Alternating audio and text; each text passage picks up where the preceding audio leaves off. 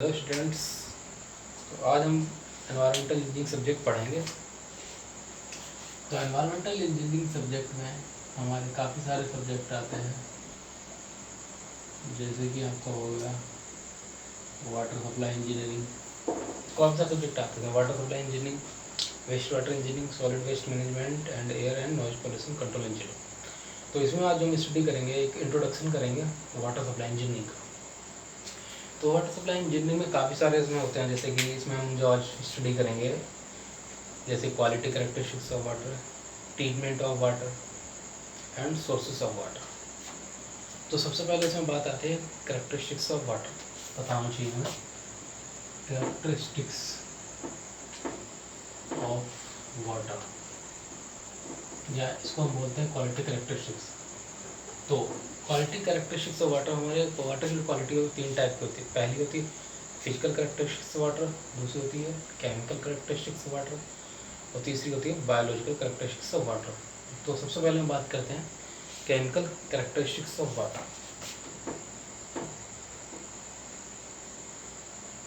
पहले हम बात करेंगे फिजिकल कैरेक्टरिस्टिक्स ऑफ वाटर। तो फिजिकल कैरेक्टरिस्टिक्स ऑफ वाटर में हमारे यही आते हैं, सस्पेंडेड सॉलिड्स हो गए, टर्बिडिटी हो गई, कलर हो गया, ऑर्डर हो गया, टेम्परेचर हो गया। तो सबसे पहले हम बात करते हैं सस्पेंडेड सॉलिड्स। Suspended solid. अब सस्पेंडेड सॉलिड जो वाटर में किसकी प्रेजेंस में होते हैं? तो जो सस्पेंडेड सॉलिड वाटर में होते हैं ये मेनली होते हैं आपके organic particles, inorganic particles and immiscible liquid. तो इसमें अब बात आते हैं कि इसमें ऑर्गेनिक पार्टिकल्स क्या कहते हैं। तो ऑर्गेनिक पार्टिकल्स में आपके हो गए प्लांट हो गए, डेड एनिमल्स हो गए, एल्गी हो गए, ये आपके इसमें आते हैं ऑर्गेनिक पार्टिकल्स। अब इनऑर्गेनिक पार्टिकल्स में आपके हो गए कले हो गए, सिल्ट हो गए, सेंड हो गए, ग्रेवल हो गए। और फिर इसमें आपके आते हैं कुछ इमिसिबल लिक्विड। इमिसिबल लिक्विड में आपके जैसे आपके ऑयल हो गया, ग्रीस हो गया, अगर ये वाटर में प्रेजेंट हो गए तो क्या ये इस सस्पेंडेड सॉलिड को इंडिकेट करेंगे। तो अब ये तो थे हमारे कि इसके सोर्स क्या थे जिसके कारण सस्पेंडेड सॉलिड प्रेजेंट हो रहे थे वाटर में। अब बात आती है कि सस्पेंडेड सॉलिड्स होंगे तो इसका हमें इम्पैक्ट क्या पड़ेगा। तो इम्पैक्ट में एक तो यही होगा कि ये क्या करेगा, it leads to the incrustation in a pipe. Incrustation होता है एक पपड़ी, अगर ये वाटर में होगा, सस्पेंडेड सॉलिड ज़्यादा होंगे तो ये वाटर में इनकस्ट्रेशन को क्रिएट करेगा, जिससे क्या होगा वाटर का जो डिस्चार्ज करने की कैपेसिटी है उसको ये रिड्यूस कर देगा। तो अब ये तो थे हमारे इसके इम्पैक्ट। अब बात आते हैं इसमें कि इसको हम मेजरमेंट कैसे करेंगे। तो इसके मेजरमेंट में हम करते हैं ग्रेवियोमेट्रिक टेक्निक से इसको मेजरमेंट करते हैं। ग्रेवियोमेट्रिक टेक्निक्स, इस टेक्निक से हम क्या सस्पेंडेड सॉलिड्स को मेजर करते हैं। वैसे तो सस्पेंडेड सॉलिड्स जो टीडीएस होता है वाटर में उसको हम नॉर्मली टीडीएस मीटर भी मेजरमेंट कर सकते हैं। और जनरली क्या होता है जो हमारे टोटल सॉलिड्स होते हैं वो किसके इक्वल होते हैं, हमारे suspended solids plus dissolved solid. ठीक है, तो ये तो हमारे इसका मेजरमेंट भी चलो हो गया। अब बात आते हैं कि इसकी लिमिट क्या होती है, ये लिमिट हमें पता चाहिए। तो लिमिट ऑफ सस्पेंडेड सॉलिड, तो मेनली क्या होती है जो इसकी एक्सेप्टेबल लिमिट होती है, यानी कि लिमिट ऑफ सस्पेंडेड सॉलिड्स। तो इसकी हमारी एक तो हमारी दो लिमिट होती है, एक होती है परमिसिबल लिमिट या इसको हम बोलते हैं एक्सेप्टेबल लिमिट।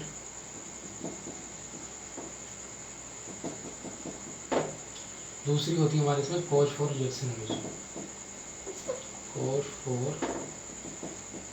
Rejection limit. अब ये ध्यान रखना है इसकी, क्योंकि लिमिट्स हमें याद, इन सभी पैरामीटर की लिमिट्स याद रखना काफ़ी, क्योंकि एग्जाम टाइम में आपका पूछे भी जा सकते हैं। तो इसकी एक्सेप्टेबल लिमिट जो होती है वो होती है 500 mg पर लीटर। 500 mg/L, और जो कोच फॉर रिएक्शन इसकी लिमिट होती है वो होती है 2000 mg/L।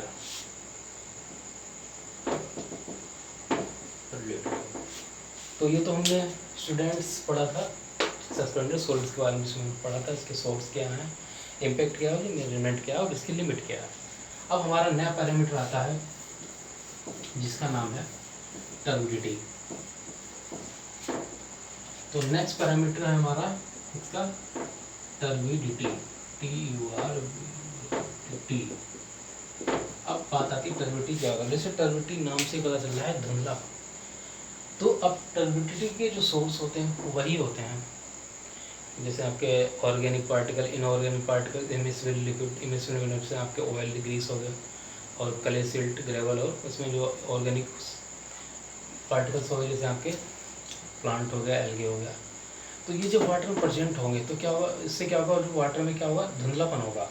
वाटर जो कलर, वाटर में जो देखोगे उसका जो कलरलेस, जैसे वाटर का तो कलर जो होता है वो कलरलेस होता है, लेकिन जब ये प्रेजेंट होगी तो क्या होगा, उसका वाटर कलरलेस फिर नहीं होगा। तो टर्बिडिटी क्या, अब टर्बिडिटी ये तो हमारे इसके सोर्स हो गए। अब इसका इम्पैक्ट क्या होता है, इम्पैक्ट ये होता है अगर टर्बिडिटी वाटर में ज़्यादा हो, प्रेजेंट होगा, तो इससे क्या होगा, जो हमारे एक्वाटिक लाइफ है, एक्वाटिक जो एनिमल है उनको ये अफेक्ट करेगा। अब बात ये आती है कि इसको मेजरमेंट कैसे करेंगे। तो इसको मेजरमेंट करने के लिए हमारे पास 3 मेथड आते हैं measurement of turbidity. Measurement of turbidity, तो मेनली इसके 3 मेथड आते हैं। पहला, first is the turbidity road method, turbidity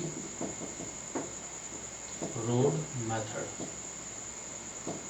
second आता है इसमें आपका जैक्सन टर्बिडोमीटर, और लास्ट वन इसमें आता है भाई बेलिस टर्बिडोमीटर। ठीक है, अब मैं तीनों बार थोड़ा सा इसको बताता हूँ क्या। देखिए जो टर्बिडिटी रोड मेथड है ये जल्दी आपका फील्ड प्लॉट मेथड है, इसको आप फील्ड में कर सकते हैं। और जो जैक्सन टर्बिडोमीटर है ये आपका लेबोरेटरी मेथड है, इसको आप लेबोरेटरी में परफॉर्म कर सकते हैं। और एक आता है आपका बेलिस टर्बिडोमीटर। अब ये जो टर्बिडोमीटर है ये इस 25 से 1000 mg या लीटर या ppm तक की टर्बिडिटी को मेजर करता है ये। और जो बेलिस टर्बिडोमीटर है वो आपका मेजर करता है 0 to 10 ppm या mg/लीटर तक की टर्बिडिटी को ये मेजर करता है। तो अब तक हमने इसके बात करते हैं मेजरमेंट, टर्बिडिटी के क्या मेजरमेंट है, इम्पैक्ट मैंने इसको बताया था। अब बात आती है कि लिमिट क्या है, टर्बिडिटी की लिमिट भी हमें पता होनी चाहिए। तो नेक्स्ट है इसमें लिमिट ऑफ टर्बिडिटी। तो लिमिट ऑफ टर्बिडिटी, इसमें भी आपकी 2 लिमिट है। पहली है आपकी एक्सेप्टेबल लिमिट,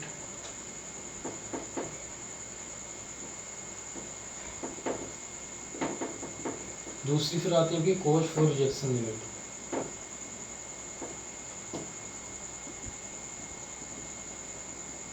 तो एक्सेप्टेबल लिमिट जो टर्बिडिटी की वो होती है 1 NTU, और जो मैक्स इसकी कॉज फॉर रिजेक्शन लिमिट या मैक्सिमम लिमिट होती है वो होती है 10 NTU। दैट इज इसकी जो फुल फॉर्म होती है NTU होता है नेफ्लो टर्बिडिटी यूनिट। तो ये था हमारा टर्बिडिटी के बारे में। अब हम जो बात करेंगे इसमें नेक्स्ट हमारा जो पैरामीटर आता है, नेक्स्ट इसमें हमारा पैरामीटर आता है कलर। अब हम बात करेंगे कलर। ये ध्यान रखना, अभी जो जितने पैरामीटर चले वो सारे हमारे physical parameter. Next is the third parameter is the colour. तो कलर, अब ये देखिए कि ये जो पार्टिकल थे अभी हमने बात कर रहे थे, इसमें it consist of A organic, inorganic and immiscible liquid present in water. तो इसमें अब क्या होता है, जो कलर होता है वाटर का, तो आपने देखा होगा जब भी इंडस्ट्री से जो वेस्ट वाटर निकल रहा है, जो अभी आपकी काफ़ी सारी इंडस्ट्री है, जैसे टैनी इंडस्ट्री हो गई, तो उनसे जो वेस्ट वाटर निकल रहा है क्या वाटर में मिक्स हो रहा है, उससे क्या हो रहा है, वाटर में जो कलर है वो चेंज हो रहा है।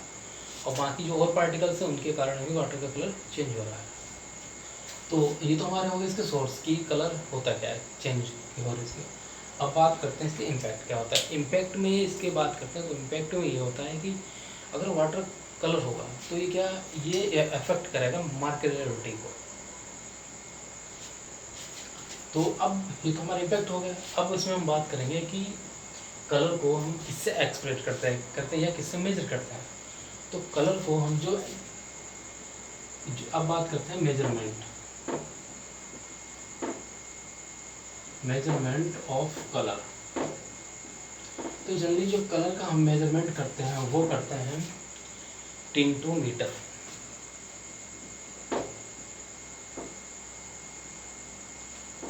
Colour is measurement by टिंटोमीटर।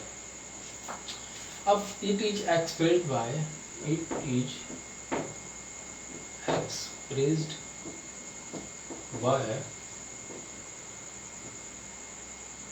TCU, that is called true color unit। तो हम इसको मेजरमेंट करते हैं टिंटोमीटर से और इसको किसमें एक्सप्रेस करते हैं ट्रू कलर यूनिट। अब बात आती है हम इसकी लिमिट पता होनी चाहिए, limit of colour.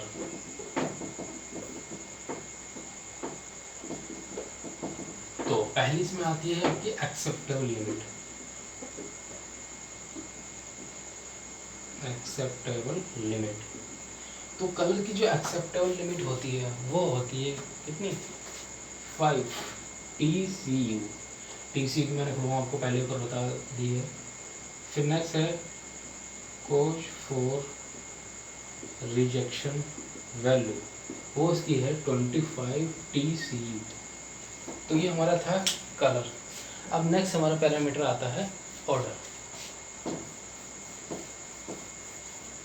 Next parameter is the order.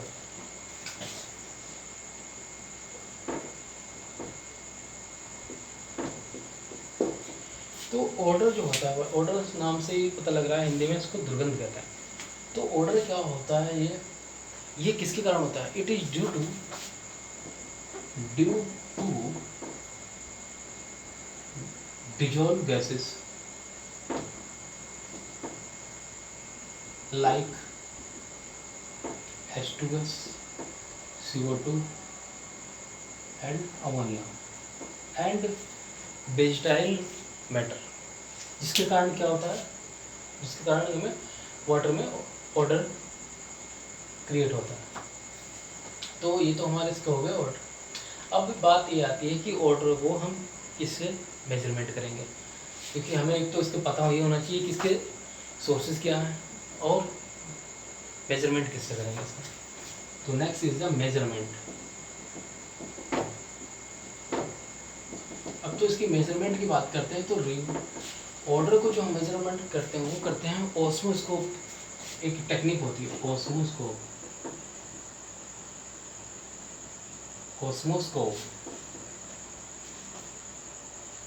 इस टेक्निक से हम इसको ऑर्डर को मेजरमेंट करते हैं।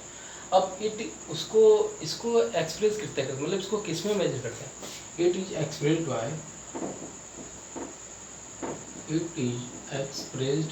बाय थ्रेशोल्ड ऑर्डर नंबर, यानी कि TON, threshold order number, that is represent by expressed by TON and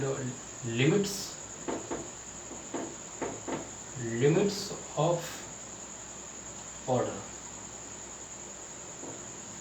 First is a acceptable limit,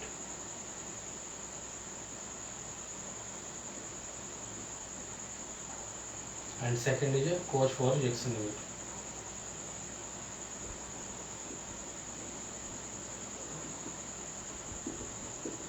Now is the acceptable limit of order is 1 TOM and cause for rejection is 3 TON। तो ये तो था हमारा order. अब इसमें last एक parameter बचता है आपका टेम्परेचर। तो टेम्परेचर मैं आपको यहाँ से बता रहा हूँ टेम्परेचर क्या होता है, दैट इज 5th पैरामीटर।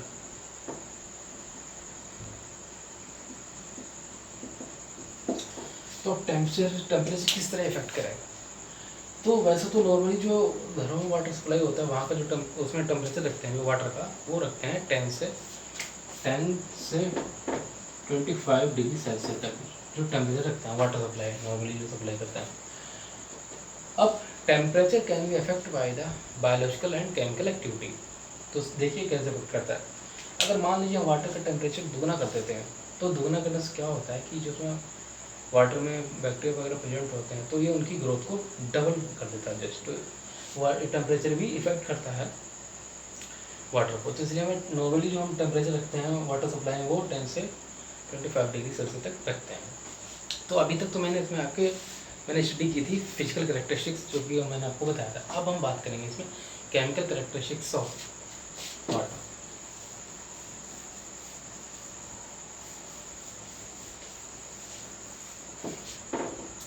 अब हम बात करेंगे केमिकल कैरेक्टरिस्टिक्स ऑफ वाटर। तो B part is the chemical characteristics of water. So now we can discuss about first is the alkalinity।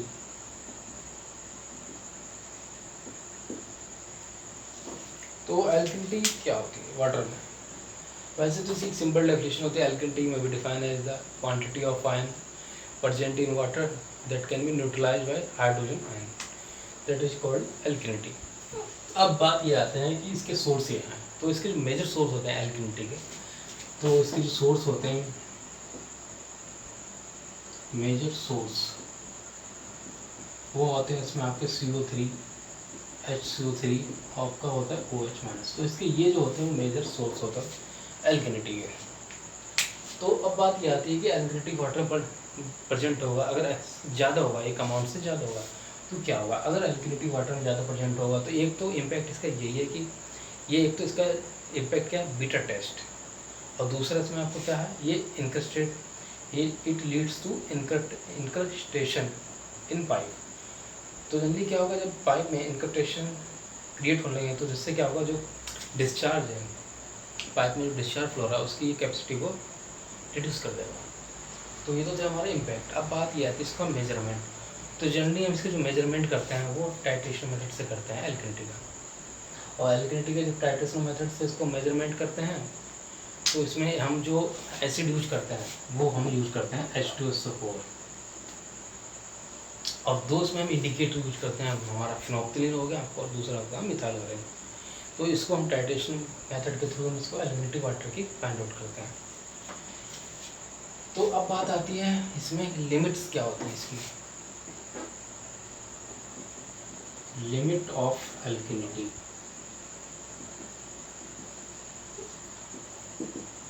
अब इसमें भी दो लिमिट आती है हमारी, एक होती है एक्सेप्टेबल लिमिट,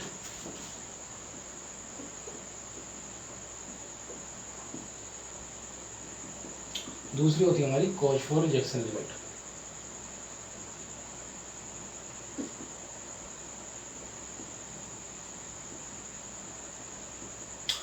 तो एक्सेप्टेबल लिमिट क्या होती है जो हमारी वो होती है 200 mg पर लीटर, और कॉज फॉर रिजेक्शन लिमिट जो हमारी वैल्यू होती है वो होती है 600 mg पर लीटर। तो ये तो था हमारा एल्कलिनिटी, ठीक है। अब हमारा इसमें नेक्स्ट जो पैरामीटर आता है वो आता है हमारा pH।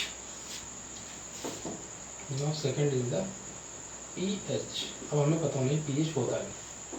देखिए pH एक प्रकार का स्केल होता है। pH it can be indicate acid and basic of water and its range between 0 to 40। अब देखिए pH का वैसे तो फॉर्मूला जो होता है इसका वो होता है pH इक्वल टू माइनस को लो 10 बेस में प्लस, ये इसका फॉर्मूला होता है।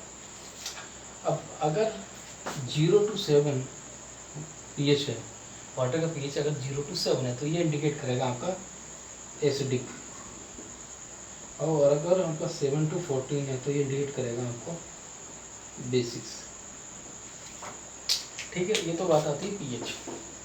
अब pH को किससे मेजर करते हैं? pH जो मेजर करते हैं वो हम करते हैं मेजरमेंट बाय इससे इसको मेजरमेंट करते हैं पोटेंटियोमीटर।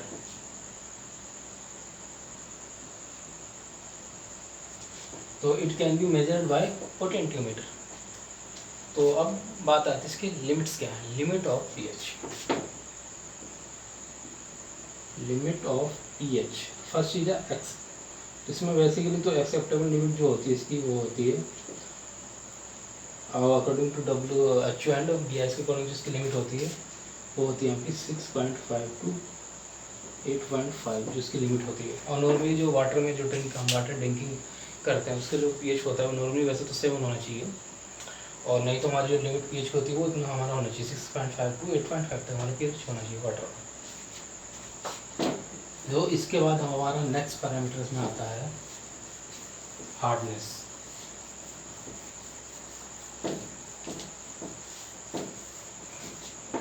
Now it can be discuss about the hardness. Next parameter हमारा है हार्डनेस।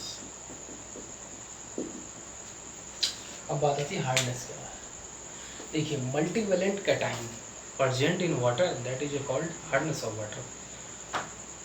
अब बात यहाँ पे आती है कि मल्टीवेलेंट कैटाइन क्या है। यहाँ पे मल्टीवेलेंट जो कैटाइन है वो रिप्रेजेंट कर रहे हैं किसको, कैल्शियम और मैग्नीशियम को।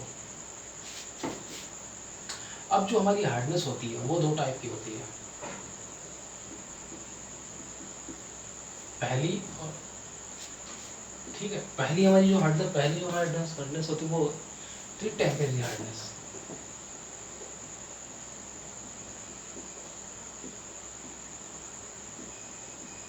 और दूसरी होती है हमारी परमानेंट हार्डनेस। तो बात करते हैं कि टेम्परेरी हार्डनेस क्या होती है, हमें ये भी बताना चाहिए। देखिए if carbonates and bicarbonates of calcium and magnesium present in water, this type of hardness is known as temporary hardness या carbonate hardness। इसको हम एक दूसरे नाम से भी जानते हैं, that is called carbonate hardness।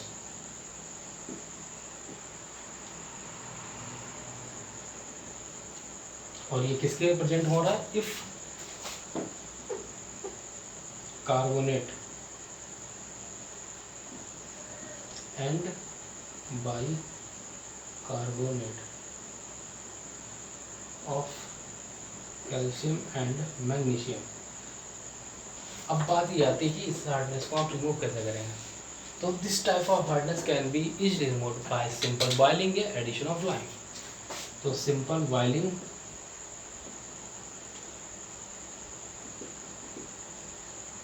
या addition of lime.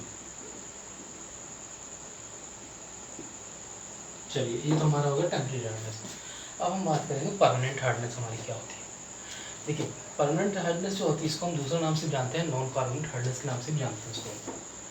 It is called non carbonate hardness. अब ये किसके कारण होती है, इफ, अब इसमें क्या, if chlorides, sulfates and nitrates of calcium and magnesium present in water that is called permanent hardness। If chlorides, sulfates and nitrates of calcium and magnesium present in water that is called permanent hardness। अब बात आती है इसको हम remove कैसे करें। तो इसको हम आसान सिंपल बॉइलिंग या एडिशन ऑफ लाइम के मेथड से रिमूव नहीं कर सकते। इसके लिए हमें स्पेशल ट्रीटमेंट करना पड़ता है, स्पेशल मेथड यूज करने पड़ते हैं। तो that is with special methods. तो जैसे कि इसमें आपका स्पेशल मेथड में आपके एगो जियोलाइट मेथड हो गया आपका,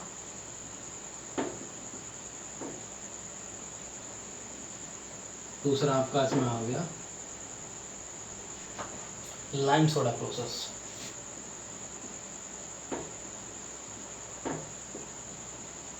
और तीसरा उसमें आपका डिमिनिनेशन। तीसरा होगा डिमिनिनेशन। तो ये कुछ इसके मेथड्स है। अब बात ये आती है कि हमें हार्डनेस कितनी होनी चाहिए वाटर में, तो इसकी लिमिट भी पता होनी चाहिए। तो लिमिट ऑफ हार्डनेस तो लिमिट फर्स्ट क्या है, acceptable limit, acceptable limit of hardness that is a 200 mg per liter, and cost for rejection limit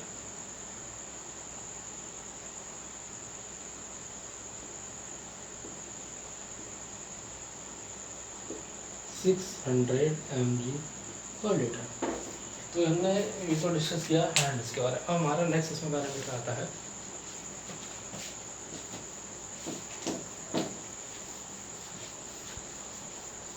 अब इसमें हमारा जो नेक्स्ट पैरामीटर जिसकी हम स्टडी करेंगे उसका नाम है chloride content. Chloride content, next parameter is the chloride content.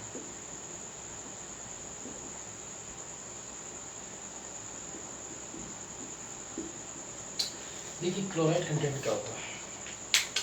देखिए presence of chloride in water is high concentration that can be indicate pollution due to industrial या सीवेज। तो मेनली जो क्लोराइड होता है इसका जो हम टेस्ट करते हैं, इसमें मोहर मेथड से इसका हम टेस्ट करते हैं, और इसमें जो हम एसिड यूज करते हैं वो यूज करते हैं Ag silver nitrate that is called AgNO3, and indicator जो यूज करते हैं हम इसमें पोटेशियम डाइक्रोमेट जो इंडिकेटर में इसका यूज करते हैं K2Cr2O2। तो इन दो मेथड के थ्रू हम इसका टाइट्रेशन मेथड के थ्रू इसका टेस्ट करते हैं, फाइंड करते हैं क्लोराइड वाटर में कितना है। तो ये तो हमारा बेसिकली टेस्ट हो गया। और बात करते हैं इसकी लिमिट्स क्या है। लिमिट ऑफ क्लोराइड, तो इसकी जो एक्सेप्टेबल लिमिट है हमारी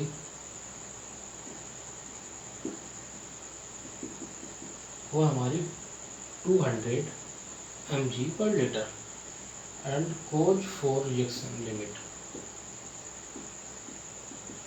कोज फॉर रिजेक्शन लिमिट वो इसमें कितनी हमारी 1000 mg पर लीटर। तो ये तो हमारी इसकी थी, देखिए इसके एक्सेप्टेबल लिमिट 200 और कोज फॉर रिजेक्शन इज 1000 mg पर लीटर। तो ये तो हमारा था क्लोराइड कंटेंट। अब नेक्स्ट हम बात करेंगे नाइट्रोजन कंटेंट।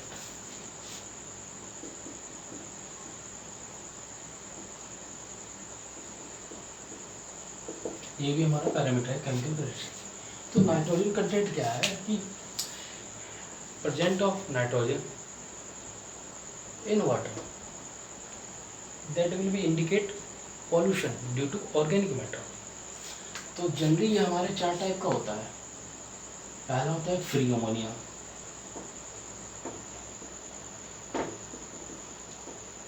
फिर दूसरा हमारा होता है ऑर्गेनिक अमोनिया,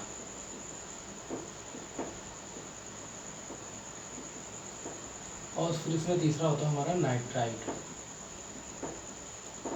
और फोर्थ होता है हमारा नाइट्रेट। देखिए मैं चारों के बारे में बता रहा हूँ क्या है। जो फ्री अमोनिया है ये इंडिकेट करता है it first stage decomposition of organic matter, it can B represent the recent pollution. और इसको जो हम मेजर करते हैं वो सिंपल बॉइलिंग कर देते हैं और उसमें फाइंड कर देते हैं कितनी हमारी अमोनिया लिबरेट हुई। और जो नॉर्मली इसकी जो लिमिट होती है, एक्सेप्टेबल लिमिट जो होती है, उसकी एक्सेप्टेबल लिमिट होती है वो होती है 0.15 mg पर लीटर। अब जो ऑर्गेनिक अमोनिया है हमारा, वो है क्या, ये भी हमारा डिकम्पोजिशन का होता है इसमें ऑर्गेनिक मैटर का ही। और इसमें क्या होता है अनडिकम्पोजिशन होता है। लेकिन इसको हम क्या करते हैं, जो हमारा बॉयल सैंपल होता है उसको ऑलरेडी बॉयल करते हैं, उसमें भी हम फिर देखते हैं कितनी हमारी अमोनिया लेवल हुई। तो उसमें हम अब इसकी जो एक्सेप्टेबल लिमिट होती है वो होती है इसकी 0.30 mg पर लीटर। अब बात करते हैं हमारा नाइट्राइट क्या है और नाइट्रेट क्या है। इसको हम बोलते हैं NO2- और इसको बोलते हैं NO3-। देखिए NO2 जो हमारा नाइट्राइट है ये क्या होता है, presence of nitrite in water is highly dangerous, it will be indicate partially decomposition of organic matter। अब बात इसकी करते हैं, इसकी हमारी एक्सेप्टेबल लिमिट क्या है। तो एक्सेप्टेबल लिमिट जो हमारी है वो है क्या, वाटर में नाइट्राइट जो है बिल्कुल होना नहीं चाहिए, क्योंकि ये डेंजरस है। दैट इज इसकी जो लिमिट है क्या होगी, 0 mg/L। अब बात करते हैं नाइट्रेट। तो नाइट्रेट में क्या होता है कि ये जो हमारा, देखिए, presence of nitrate in water is not harmful but it's concentration is greater then in excess that can B affect blueberry diseases. अब इसकी जो कंसंट्रेशन होती है हमारी, एक्सेप्टेबल लिमिट होती है, वो होती है हमारी कितनी, 45 mg/L। तो ये हमारी इसकी सबकी लिमिट्स हो गई।